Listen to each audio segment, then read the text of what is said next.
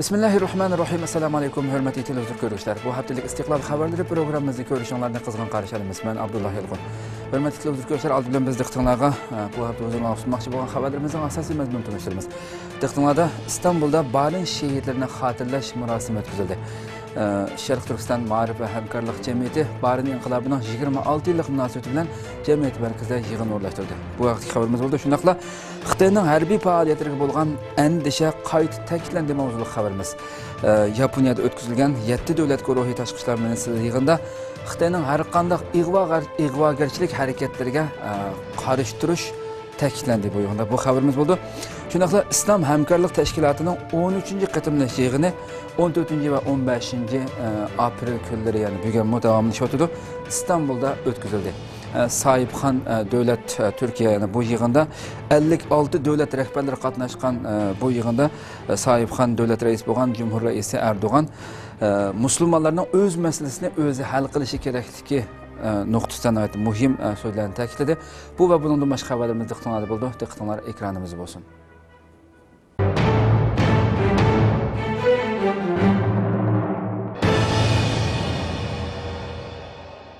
İstanbul'da Barin şehitlerini hatırlaş yığını açıldı. Şərq Türkistan Maarif ve Hemkarlık Cemiyeti'nin uyuşturuşu bilen İstanbul'da Barin şehitlerini hatırlaş yığını ötküzüldü. Bu yıl 1990 yılı 4. ayının 5. günü Şərq Türkistan'ın Aqtu nahiyesi Barin yezidi başlanğan ve bir hafta davamlaşıp Şərq Türkistan davasının bugünkü zaman Uyghur tarixida yenidən baş götürüp çıkışıga küçlük türtki bolgan Barin cihadi hareketiga 26 yıl boldu. Bu münasebet bilen 8. aprel Cuma günü keç İstanbul'daki Şərq Türkistan Maarif ve Hemkarlık Cemiyeti'nin çapıdaki merkezi yığın zalida şehitlerini hatırlaş yığını ötküzüldü.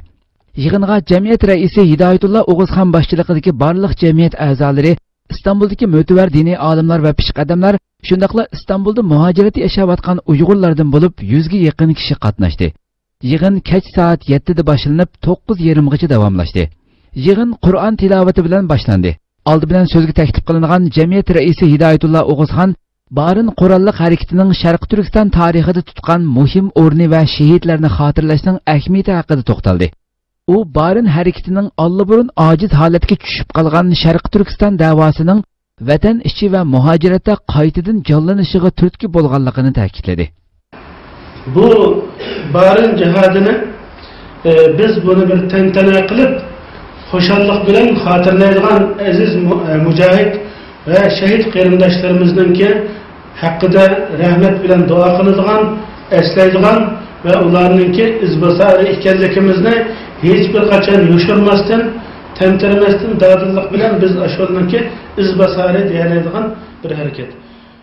Arkadan dini alim İbrahim Damollam ve Abdülhakim Mahsumacım söz kılıp Barin cihadini ve şehitlerini hatırlaş, ular hakkında dua qilish, ularning ruhini o'rganishning ahamiyatini shar'iy dalillar bilan tushuntirib berdi. Abdulhakim Xon Mahsumajim Barin hareketidan buyon bundaq bir tashkillik harakatning bo'lib boqmaganligini, bu harakatdan bizning o'rganadigan nurg'un narsalarimizning borligini ta'kidlab o'tdi. Şu vaqtga kadar 60'lı yıllardan başlap 80'li yıllarga bo'lgan ig'ir kunlar yaşaganlarimiz. Endi 80'li yıllardan keyin ma'lum bir fırsat çıkan bolsa mı? Hiç qandaq bir Xitayga qarşı ochiq-ochiq hareket ko'rilib bakmagan, hatta ochiq-ochiq Xitayga qarşı hareket qilgan da'vatin bo'lib bakmagan bir muhit. Qisman diniy ta'lim tarbiya epilgan bolsa mı? Bundaq da'vat epilish imkoniyati yo'q. Şu paytda tunji qitim Allah bularni ko'ngliga sirib, bular takriban 500 odam to'plashib bir qo'shin bo'lib düşmanga qarshi harakat qildi. Anqara nurun cihadi hareketler bugün kadar davamlaşayotgan 90'lılardan kim bo'ldi bu? Nimishqa? Tunji kun bunu o'gatdi. Bütün vatanning har qaysi xalqning xususan yoshlarningki cihadi ruh kelishi, Xitoy tajovuzchilik qarshi ko'krakib chiqarayotgan bir ruh kelishiga bular ustoz bo'ldi boshlamış oldu. O'zidan 50 yası artıq sanjatdan 50 yası artıq, qurolchatdan 100 yası artıq qo'ygan düşman bilan heptiler inşallahlık. Nereden geldi bu? Bir kumandanın etrafına zih uçkanlıktan özünün meselesi donaganlık geldi. Şunun okşaş, biz bunlardan bugün işittiğimiz nurgulluğuna alaylığı var. oxirida jamoat arbobi Abduqodir Yapjanning bu jihodiy harakat haqidagi bahosi va ko'z qarashlarini bayon qilishi va uning boshchiligida kollektiv duo qilish bilan yig'in oxirlashdi. Uyg'ur mahbusning muddati sababsiz uzartilgan. Uyg'ur mahbus Akbar Hoji 7 yillik qamoq muddati to'shqandan keyin yo'qilan bo'xtonlar bilan yana 20 yillik qamoqqa buyurilgan. 2008 yılı Xitay tajovuzchilari olimpik musobaqasini bexatar o'tkazish bahonasida Sharq Turkistonning shahar yezlarida nurg'unlagan Uyg'ur yoshini har xil bo'xtonlar bilan tutqun qilgan edi.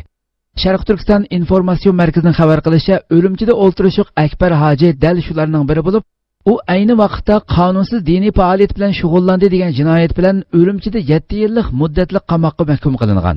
Akbar Hojining 7 yillik qamoq muddati to'shilganga oz qolganda o'tgan yilning oxiri turma doiralari Akbar Hojining turmadagi yotiqidan portlatish buyumlari bayqalganligi uchun 20 yillik qamoqqa hukm qilinganligini uning oilasidagilarga uqtirgan.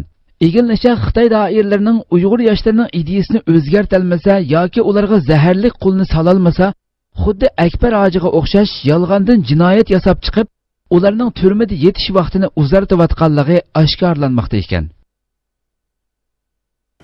Xitoy terrorlik yip uchi bilan ta'minlovchilarni 5 milliongacha mukofotlashni yo'lga qo'ydi. Xitoy ishg'olchilari Sharq Turkistonda atalmish zo'ravonlik, terrorlik jinoyatiga doir yip uchi bilan ta'minlovchilarni mukofotlash chorasini o'ttirg'a chiqardi. Sharq Turkistondagi Xitoy terrorlik qarshi turish rahbarlik qilish guruhi ishxonasining bildirishicha, atalmish zo'ravonlik, terrorlik jinoyatiga doir yip uchi bilan ta'minlovchilarni mukofotlash chorasi 11 apreldan boshlab yo'lga qo'yilgan. Belgilanlarga asosan yip uchi pash qiluvchilar eng yuqori bo'lganda 5 million so'm mukofotga erisha oladi ekan. Xitoyning bu belgilamasi jami 6 bob 22 moddadan tuzilgan bo'lib, belgilamada mukofotlash shartlari, mukofotlash tartibi, mukofotlash o'lchami qatorliqlar ko'rsatilgan. Belgilamada tashkillik, planliq, oldin qaslab qo'yilgan ham planni yo'lga qo'yib, hujum qilish, tutqun qilish, yoshirin o'ldirish, zahar tashlash, portlatish, muhim ul aslihalarga buzg'unchilik qilish qatorliq zo'ravonlik, terrorlik jinoyatini yo'lga qo'yishga chetildigan amaliy, yoshirin, jiddiy yadrolik qatlamaga doir yip uchi bilan ta'minlovchilarga 200 ming yuandan 5 million yuangacha mukofot berildi. Yoki pash qiluvchining orzusi va iltimosiga asosan ahvoliga qarab siyosat xarakterlik mukofot berildi deyilgan. Bu vaqtdagi xabarlarda 2014-yildan boshlab Sharq Turkistonda taxminan 10 mingda kishi terrorlikka doir uchurlarni pash qildi deyilgan. Xitoyning josuslikni tizimlashtirib o'tirg'a chiqarishi Uyg'ur kuzatuvchilarining va xalqaro matbuotlarning diqqatini tortdi. Xitoyning Sharq Turkistonda bunday belgilama chiqarishi tunji qatimliq ish emas. 2014-yili o'limchida mushuninga o'xshash belgilama chiqarilgan bo'lib, eng yuqori mukofot 1 million deb e'lon qilingan. Reuters agentligining bu vaqtdagi xabarda aytilishicha, o'tgan necha yilda Sharq Turkistonda yuzlagan kishi zo'ravonlik voqealarida hayotidan ayrilgan bo'lib, xalqaro kishilik huquq tashkilotlari va muhojiratdagi Uyg'urlar Xitoy doiralarining osonlik millatlarning diniy e'tiqodi va madaniyatiga bo'lgan bostirishi milliy to'qinishni keskinlashtirayotgan deb qaraydi ekan. Xitoy Sharq Turkistonda har xil shakldagi chetib jazolash, bir-birini nazorat qilish tuzumlarini bekitgan bo'lib, bunday yuqori so'mli mukofotlash tuzumini yo'lga qo'yishda xalq orasidagi o'zaro ishonchni texmi yo'qotib o'tish maqsad qilingan bo'lishi mumkin. Bu uchur ommaviy taratqulardami xilma-xil inkoslarni qo'zg'adi. Ba'zi kishilar bu Xitoyning texmi ko'p Uyg'urni qiltaqqa tushirish uchun qo'llangan hilisi bo'lishi mumkin deb ko'rsatdi. Uyg'ur saqchi tayoq yapmo Xitoy saqchiga qo'l yondirolmadi. Uyg'ur saqchining Xitoy saqchidan tayoq yegan ko'rinishi ommaviy taratqularda tarqalgandan keyin qattiq g'ulg'ula qo'zg'adi. Sharq Turkistonda Yanfun orqali tartib etilgan qisqa filmdagi Uyg'ur saqchining Xitoy saqchidan tayoq yegan ko'rinishi ommaviy taratqularda tarqalgandan keyin har xil inkoslarni qo'zg'adi. Bu film bir qancha kundan buyon Facebook qatorliq ommaviy taratqularda keng tarqalmoqda. Sharq Turkiston informatsion markazining xabar qilishicha, bu qisqa film Aqsu viloyatining ma'lum bir joyida tartib etilgan. Filmda bir Xitoy saqchining Uyg'ur saqchidan bir ishni surishti qilib urgan ko'rinishi aks ettirilgan. Xitoy saqchi qurolini chiqarib, Uyg'ur saqchining beshiga urib, tillab haqorat qilgan bo'lsa-mu, lekin Uyg'ur saqchi qo'l yondirishga petin olmaydi. Bu saqchilarning ishxonasida yuz bergan ish bo'lib, ularning orasidagi dialogdan Uyg'ur saqchining Xitoy saqchidan ruxsatsiz xizmat o'rnidan ayrilganligi uchun Xitoy saqchining uni urib jazolayotganligini bilib olg'ili bo'ladi. Ommaviy taratqulardagi ba'zi inkoslarda bu qisqa filmning Uyg'ur saqchilarining kecha kunduz Xitoy tajovuzchilari uchun xizmat qilsa-mu, lekin Xitoy saqchilarining butkul Uyg'urlarni dushman qatoriga tizib bo'lganligini va o'z xalqi ustidan elib berilayotgan bostirishlarga yantayoq bo'layotgan Uyg'ur saqchilarini qilch ko'zga ilibmi qo'ymaydiganligini ko'rib olg'ili bo'ldi deyildi. Xitoyning chekidan oshgan bostirishlari uchurni qattiq qamal qilishi, har qaysi sohalarda mingi yuyish va dinsizlashtirish tashviqoti elib berishi va boshqalar allburun Sharq Turkistonni usti uchiq turmaga aylantirib qo'ydi. Yana kelib yaqinda Xitoy saqchilari qahramon deb e'lon qilgan ba'zi saqchilarning Xitoy tarafidan o'ldirilgan bo'lish mumkinchiligi o'ttirg'i chiqdi. Demak, Uyg'ur saqchilar qancha sodiqlik bilan ishlasin, Xitoy ishg'olchilari ularga ishonmaydi. Sharq Turkistonda Xitoy uchun ishlayotgan har bir Uyg'ur o'zining e'tiqodini, kimligini va mas'uliyatini aniq tonishi, bu zulmga qarshi turishga imkoniyati bo'lmasa, hech bo'lmaganda bu zulmga yordamlashib, o'zini dunyo va oxiratda xorliqqa duchor qilmasligi lozim.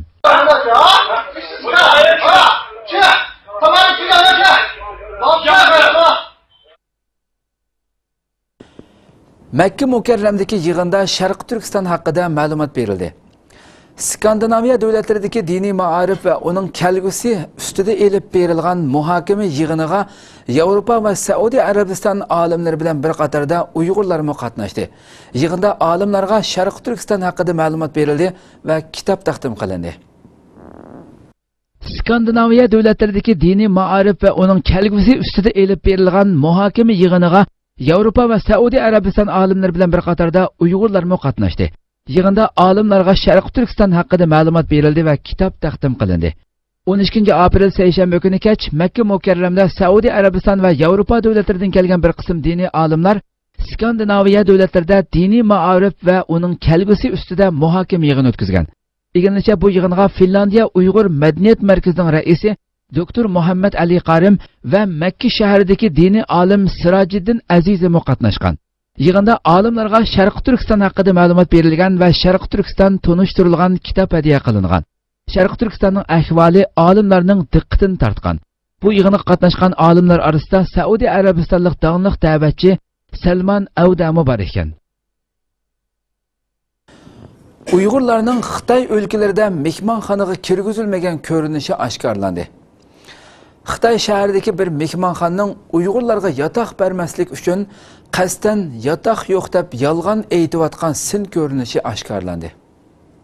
Xitoy o'lkalarida Uyg'urlarga yotoq bermaslik ahvollarining og'irlashib ketayotganligi, ba'zi joylarda hatto Uyg'urlarga qarata yerlik siyosat belgilimlar chiqarilganligi izchil Uyg'ur kuzatuvchilar va matbuotlarning diqqatini tortib kelgan edi.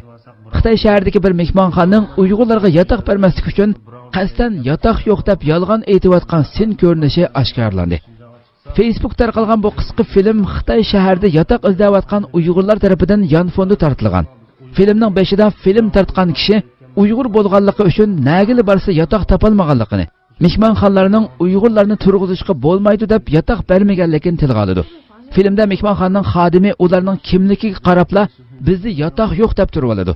Ularning orasidagi dialogdan mehmonxona xodimining boshda yotoq bor deganligini, keyin ularning kimligiga qarab Uyg'ur ekanligini bilgandan keyin yotoq yo'q deb turib olganligini belgilab bo'ladi. Arqadan bir xodim bir yerga telefon qilib mehmonxonaga 2 Uyg'ur kelganligini aytadi. U telefonda ular bilan paranglashganligini, lekin gapini tushunolmaganligini aytadi. Lekin filmdan ularning ravon Xitoycha paranglashayotganligi chiqib turadi. U kishi qarish tarafga ularning Uyg'ur ekanligini va o'zlarining tushuncha berganligini bir necha qitim takror aytadi. Qarish taraf uningga uzun gap qiladi. U kishi telefonni qo'ygandan keyin ularga birdam saqlab turishni xo'jayinning keldiganligini aytadi. Uyg'ur bolalar u kishiga sizlar bizning yurtga borsanglar yotoq beramiz, lekin sizlar bizga yotoq bermaysizlar deganda, u kishi tilni chaynab, JX tarmoqlarining Uyg'urlarga yotoq bermaslik to'g'risida uqtirish qilganligini aytadi. Bir Uyg'ur yosh u kishiga kimligini tizimlatib kirgan hamon saqchilarning kelib tizimlab ketadiganligini, hamma yerda shundoq ekanligini, shunga kimlikni tizimlatib yotoq bersa bo'laveradiganligini aytgandan keyin u kishi ularning kimligini qo'liga oladi. Demak, mehmonxona xodimlari har xil bahonalarni ko'rsatib baqsa-mu, oxirida yanala Xitoy doiralarining mushundoq belgilama chiqarganligini oshkorlaydi.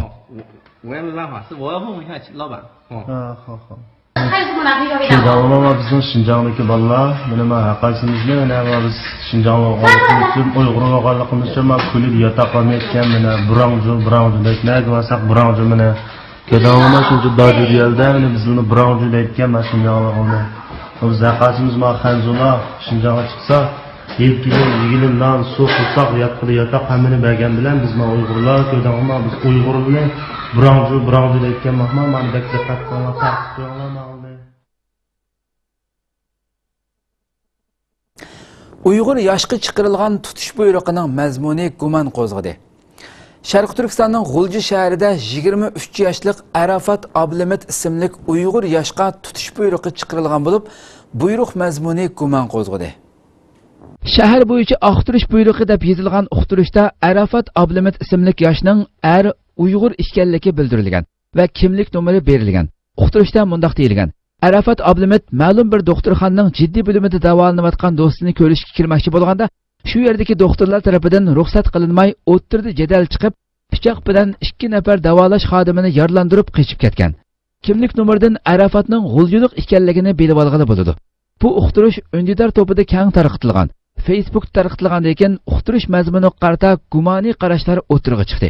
Sharq Turkistonda Xitoy ishg'olchilari doktorxona, maktab qatorliq ommaviy so'rinlarda nurg'un kamsitish xarakterli cheklimlarni yo'l qo'ygan. Masalan, soqol qo'yg'uvchilarning uzun kiyim kiyganlarning kirishiga bo'lmaydi degandek, uningdan boshqa Xitoy davomli holda Uyg'urlarni har xil tuhmatlar bilan xohlagancha tutib ketmoqda. Shunga amaliy ahvol uqtirishi degandek bo'lmasligi mumkin. Chunki doktorxonaning jiddiy qutqizish bo'limiga kirgizmaslik sababli chanash voqeasining kelib chiqishi aqlga sig'maydi. Bu yerda uqtirishda yoshirilgan boshqa ahvollar bo'lishi mumkin. İslam Hamkorlik Tashkiloti davlat boshliqlari yig'ini İstanbulda boshlandi. 56 davlatning rahbarlari qatnashgan Islom Hamkorlik Tashkilotining 13-navbatlik davlat boshliqlari yig'ini 14-aprel payshanba tushdan burun İstanbulda boshlandi.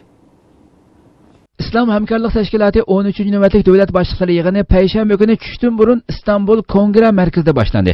Turkiya bu navbatlik Islom Hamkorlik Tashkilotining navbatchi raisi bo'lib, Türkiye Cumhuriyeti Reisi Recep Tayyip Erdoğan, devlet reisleri, parlament başlıkları ve baş minister derecelik mehmanlarını kütüp aldı. Aldığımız günü Erdoğan bu yığın qatnashish uchun kelgan devlet ve hükümet başlıklarına keşlik tamaq ziyafati berdi. Tamaq ziyafatiga İslam Hamkorlik Tashkilotining baş katibi İyad ibn Amin Madani bilan birlikda o'nlagan davlatning rahbarlari ishtirok qildi. Tamaq ziyafati Yevropa ve Osiyoning chegarasi bo'lgan Bosforus bo'g'izidagi bir paraxotda elib berildi. Erdoğan ziyafat so'z qilib, bu bo'g'izda elib berilayotgan qurilishlarning ahamiyati haqida to'xtaldi. Bugun tushdan burun boshlangan yig'inda tashkilot bosh kotibi İyad bin Amin Madani va Turkiya Cumhuriyeti Reisi Recep Tayyip Erdoğan ochilish nutqi so'zildi. Yig'in 14 va 15 aprel 2 kun o'tkazildi. Erdoğan biz musulmonlar o'z masalalarimizni o'zimiz hal qilishimiz kerak dedi. Erdoğan İslam Hamkorlik Tashkiloti 13-navbatlik boshliqlar yig'inda qilgan so'zida islom birligini kuchaytirish kerakligini va musulmonlarning o'z masalasini o'zi hal qilishi kerakligini ta'kidladi va G'arbning musulmonlar masalasiga musulmonlarning huzuri uchun emas, balki ularning zaminidagi neft uchun mudohala qiladiganligini eskartdi. İslam Hamkorlik Tashkiloti 13-navbatlik boshliqlar yig'inda ochilish nutqi so'zlagan Turkiya Cumhuriyeti Reisi Recep Tayyip Erdoğan İstanbulni markaz qilib Islom Hamkorlik Tashkiloti soqchi hamkorlik va moslashtirish markazi qurilish taklifining qabul qilinganligini bildirdi. Erdoğan so'zda musulmonlarning yengishi kerak bo'lgan masalalarning eng beshida mazhabchilik keldiganligini bildirib mundaq dedi. Musulmon bo'lish sifatimiz bilan yengishimiz kerak bo'lgan masalalarning beshida mazhabchilik keladi. Irqchilik fitnasi keladi. Har vaqt aytqanimga o'xshash, mening dinim sunniylikmi emas, shialikmi emas. Mening dinim islomdir. Men xuddi 1 milliard 700 million qarindishimga o'xshashla faqat va faqat bir musulmon. Boshqa barliq farqlar bu aqidam, bu sifatimning orqasida keladi. Erdoğan urushlarning musulmonlar va islom davlatlariga eng ko'p ziyon yetkazganligi haqida to'xtalib mundaq dedi. Bizlar musulmon bo'lish sifatimiz bilan, islom davlatlari bo'lish sifatimiz bilan bir-birimizga qanchalik qarashlashsak, umidini bizlarga bog'lagan musulmonlar shu qadar ko'p masalalarga duch keladi. Bundaq bir vabalni ustimizga ololmaymiz. Buning uchun bo'lguncha emas, ittifoqlashtiruvchi bo'lishimiz lozim. Ixtiloflarni emas, ittifoqlarni, husumatni emas, muhabbatni kuchlantirishimiz lozim. Chunki kunimizdagi to'qinishlardan, jadal majralardan, düşmanliklardan ziyon tortgan faqat musulmonlardir. Faqat islom allaridir. Erdoğan yana terrorlikqa qarshi bir ittifoq qurishini ta'kidlab, Saudiya Arabiston boshchiligida qurilgan islom birligini nihoyat kuchli holga keltirishimiz kerak. Terrorlikqa qarshi islom ittifoqi kuchini ishiltish bilan masalani o'zimiz hal qilishimiz kerak. Biz musulmonlar bo'lish sifatimiz bilan nima uchun ixtiloflarda, terrorlik voqealarida boshqalardan yordam kutamiz? Boshqalar mudohala qiladi. Ular mudohala qilganda u yerlardagi neft uchun mudohala qiladi. Hargizmi bizning huzurimiz uchun emas dedi.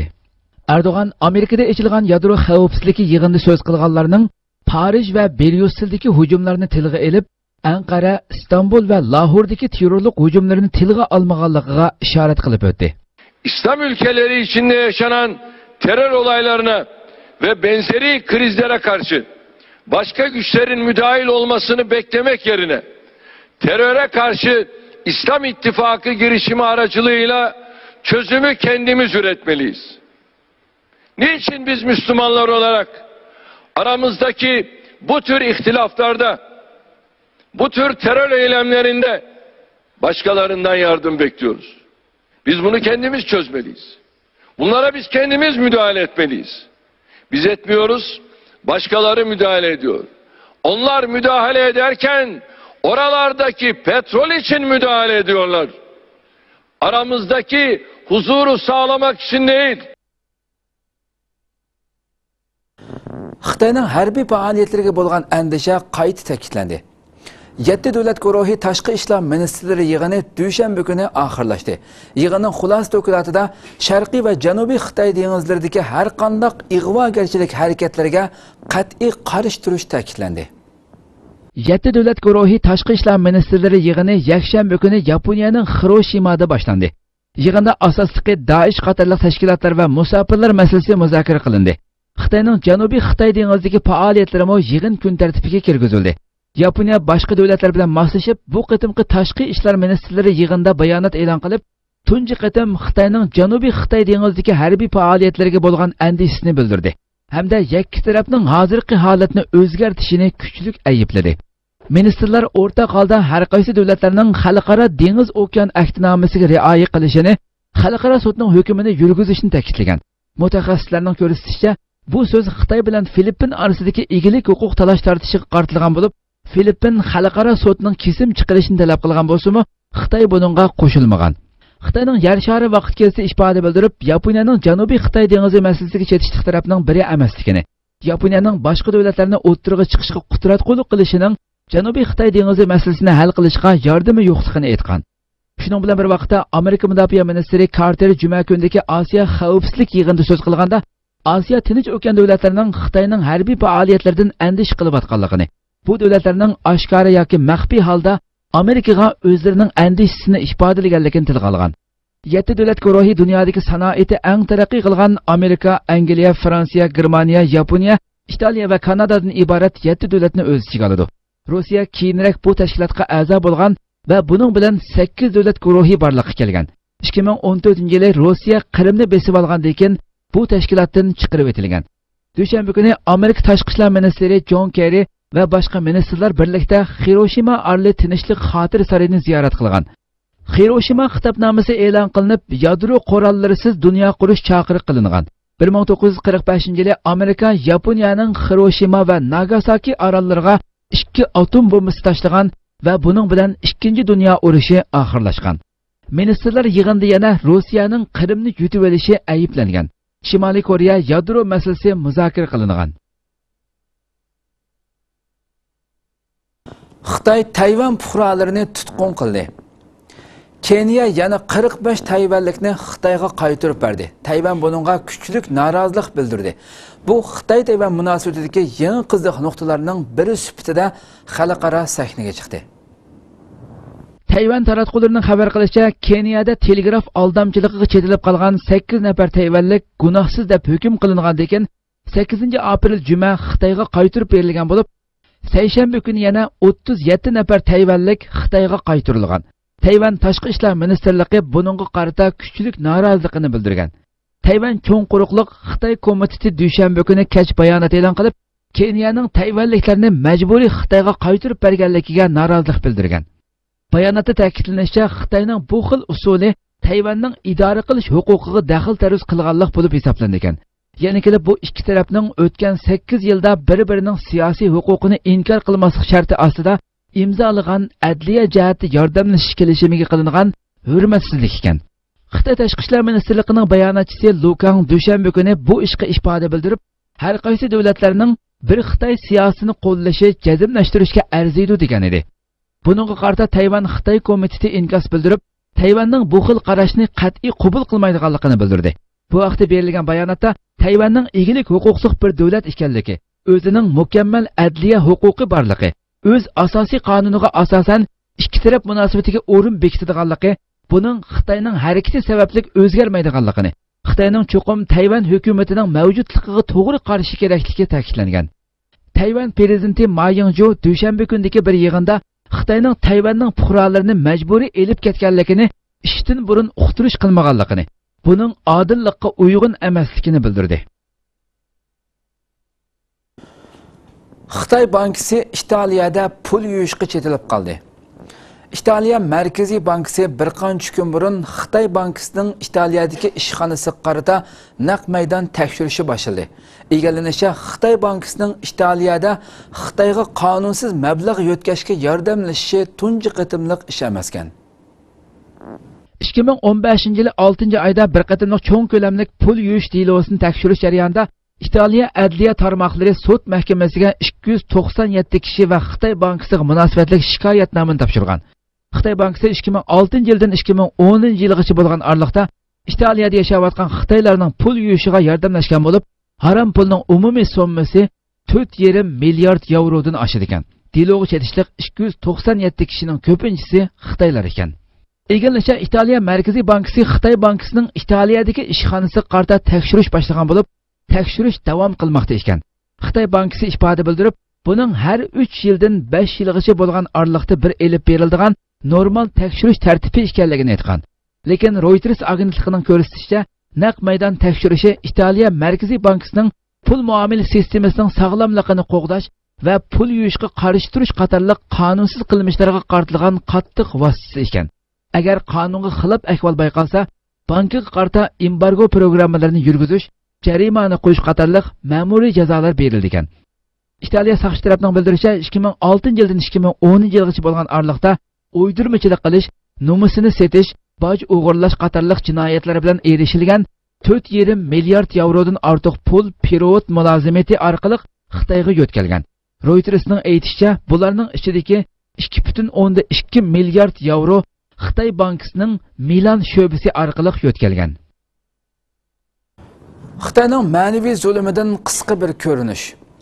Xitoy doiralarining Uyg'ur dehqonlariga qizil naqshi aytqizayotgan ko'rinishi oshkorlandi. 3 minutlik qisqa filmda ayol bo'lib 10 kishining radki tizilib Xitoy kompartiyasini va uning katta boshlarini madhiyalab qizil naqshi o'qiyotgan ko'rinishi aks ettirilgan.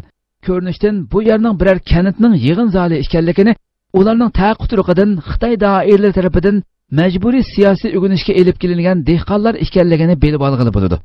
Filmda 40-50 yoshlar chamasidagi bir kishi qo'lida bir varaq ko'tarib olgan bo'lib, uningga qarab naqshi aytadi. Qolganlar yoshlar bo'lib, biraylan hatto 2-3 yoshli kishi qizini elib kelgan. U bola birdam quchoqda, birdam atrofda o'ynaydi. Oxirida onasining qo'lini tortishga boshlaydi. Naqshi oxirlashish bilan tang film tugaydi. Naqshining oxirida u kishilarning chiroyida ig'ir bir yukdan qutulgandek bir ifodani ko'rishga bo'ldi. Yaqinda buyon Sharq Turkistonning janubidagi ba'zi nahiyalardan egallagan ahvollarda dehqonlarning 20 kunlik 2 oylik degandek o'xshash bo'lmagan muddatda siyosiy o'ginishga tutib ketilganligi oshkorlangan edi. Filmdagilar dal shu kishilarning qatoridan bo'lib, janubdagi yezlarda 30 yoshdan oshganlarning orasida Uyg'urcha savodini zo'rlab chiqarganlarmi ko'p. Bu kishilarning Xitoycha naqshi aytishni o'rganish uchun qanchalik vaqtini bu yig'in zalida o'tkazganligini tasavvur qilish tas emas. Dehqonlarning siyosiy tashviqotga tutib ketilib, etiz-eriq ishlariga yetisholmayotganligi matbuotlarda oshkorlanishga boshlagan edi. Bu filmda bir ona o'z bolasiga vaqt chiqara olmay, uni yig'in zaliga elib kelgan. Filmda aks etgani Uyg'urlarning Xitoy ishg'oli ostida duch kelayotgan ma'naviy zulmlarning qisqa bir kartinasi xolos.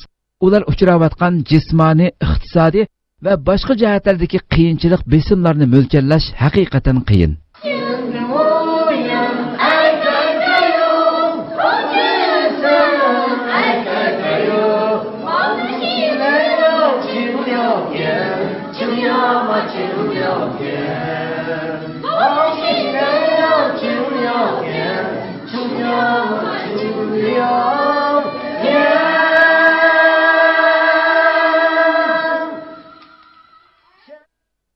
Hürmetli televizyon görüşçüler, hazırki körüp ötken haberimiz hakikaten vatanimizde Xitay tecavüzçülüğünün elip beriyotgan zulümünün qayaga bağlılığını bizge uçuk aşkara ispatlap berdigan köydüňler hakikaten içinişlik bir manzara.